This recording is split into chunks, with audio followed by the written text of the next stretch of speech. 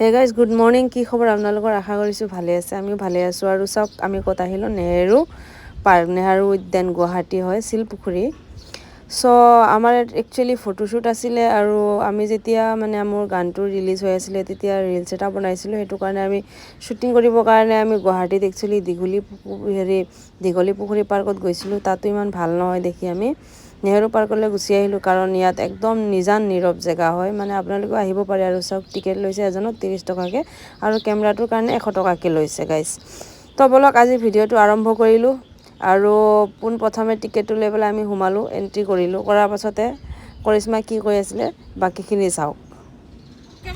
hey guys good evening কি খবৰ আশা কৰোঁ সকলো ভালে আছে এয়া আমি শ্বুটিং কৰি আছোঁ শ্বুটিং টাইম হৈ আছে এইফালে আমাৰ তানবীৰ এজনী কাপোৰ চেঞ্জ কৰি আছে প্ৰিয়াংকি আৰু এইফালে আমাৰ দাদা আছে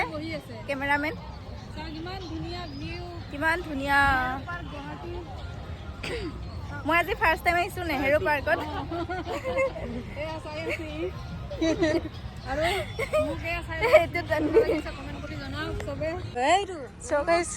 এইটো আমাৰ লোৱাটো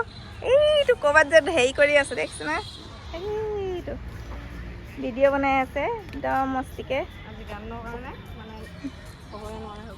একদম মই আজি ফাৰ্ষ্ট টাইম আহিছোঁ নেহেৰু পাৰ্কত প্ৰথমবাৰ আহিছোঁ সেইকাৰণে মই চিনি নাপাওঁ না নহ'লে চিনি পালোঁ হয় সেইটো আমাৰ ল'ৰাটো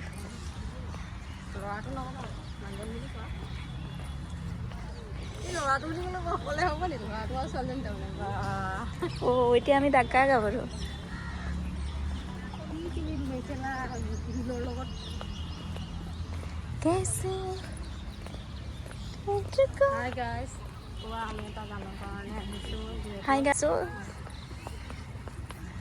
সেইটো আমাৰ পোৱালি মোক চিঞৰ বাখৰ কৰি আছে